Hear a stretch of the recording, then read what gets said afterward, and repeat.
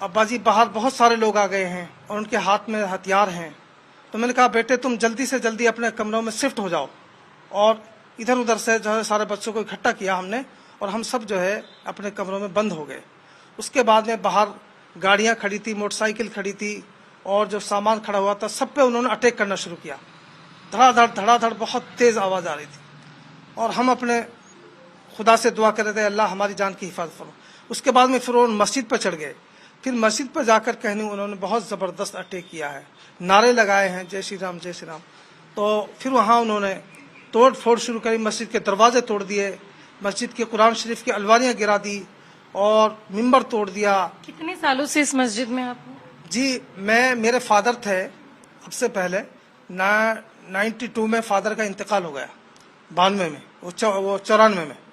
उसके बाद में फिर यहाँ के इमामत की जिम्मेदारी मेरे ऊपर आई तो मैं उसी वक्त से इमामत यहाँ पर कर रहा हूँ। हमारी फैमिलीज, हमारे भाई वगैरह सब वहीं रहते हैं हम लोग। 40 साल हम कह सकते हैं। जी हाँ। कभी ऐसा माहौल? कभी इससे पहले हालात तो कभी आते रहे और 92 के हालात भी आए और कोरोना के हालात भी आए, उससे पहले भी हालात है, कभी ऐसा नहीं हुआ। हमारे अपने अड़ोस पड़ोस वालों से सबसे अच्छे ताल्लुकात हैं। जो सिख समुदाय के लोग आप लोगों को आके बचाए उसके बारे में अगर आप एक बार बताएं। देखो सिख समुदाय तो एक राब्ते में हमसे रहे बराबर, वो वहाँ पर महल्ला है सिखों का, तो वो राब्ते में थे कि किसी तरह की कोई परेशानी हो, कोई आपको आपत्ति हो, कोई बताइए हमें। तो हमने कहा अभी तक तो कुछ है नहीं।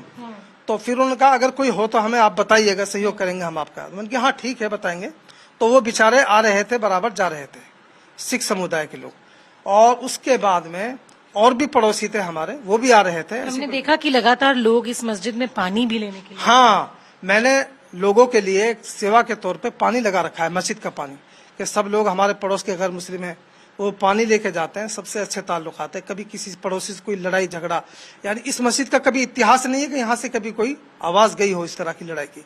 हम हर साल ईद के मौके पे जब भी कोई आता मोहब्बत का मैसेज देते हैं, मोहब्बत का पैगाम देते हैं, सब पड़ोसियों से मिलजुल के रहते हैं।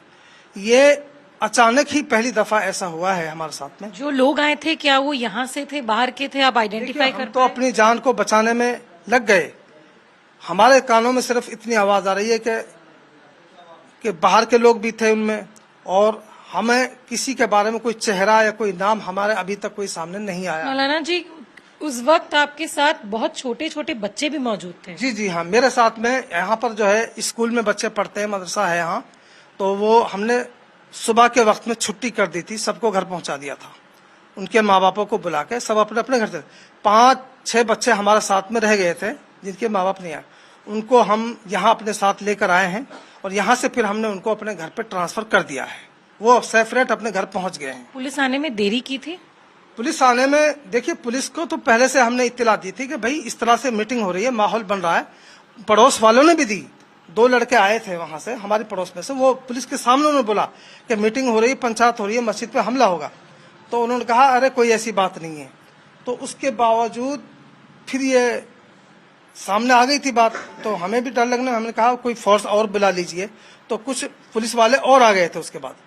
लेकिन जिस वक्त उन्होंने हमला किया और पुलिस वालों ने 2 बंदों को पिटाई भी करी थी वहां पर, जब कम लोग थे, वो उनको भगा दिया था वहां।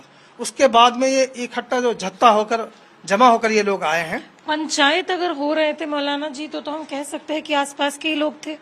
अब मैं क्या बताऊं जी, मुझे तो सिर्फ इतनी इत्तला है कि कोई मीटिंग वगैरह हो रही थी, कोई पंचायत, लेकिन उस पंचायत के बारे में फिर खबर ये मिली कि वो तो किसी दूसरी मैटर की पंचायत हो रही है।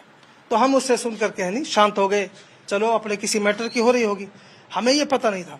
लेकिन फिर बाद में फिर खबर मिली कि कुछ लोग इधर उधर दिखाई दे रहे हैं, उनके हाथ में लाठी डंडे भी हैं। हमें उस वक्त भी जो है थोड़ा सा यकीन नहीं आया।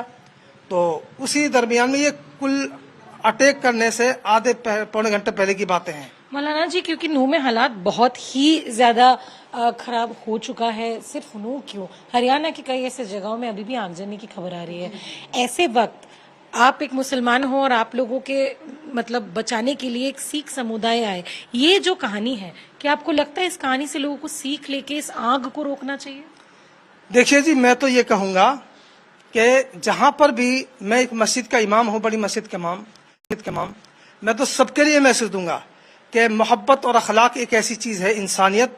हमारे सामने किसी भी बिरादरी का, किसी भी कौम का किसी भी मजहब का किसी फर्द पे या किसी इंसान पे मुसीबत आ रही है तो हम सबका फर्ज बनता है कि हम उसकी जान बचाएं, उसका माल बचाएं, उसकी जान की रक्षा करें। हमारा मैसेज ये है, जिस तरह से के लोगों ने हमें दिखाया, सिखों ने भी दिखाया, औरों ने भी दिखाया, तो हम सबके लिए मैसेज दे रहे, जहां भी कोई शरारती लोग इस तरह की हरकत कर रहे हैं तो वहां के मकामी लोगों को चाहिए, जो वहां के रहने वाले लोकल्स लोग हैं, चाहे वो हिंदू हो, चाहे मुसलमान हो, चाहे किसी भी, एक दूसरे की हिफाजत करें, एक दूसरे की रक्षा करें। इसी में मुल्क की भलाई है और इसी में हम सब की भलाई है। वरना अगर हम ये सोच कर कहनी कि एक फिरके को टारगेट करना है तो इससे मुल्क नहीं चलेगा, मुल्क में तबाही आएगी, बर्बादी आएगी और मुल्क तरक्की नहीं।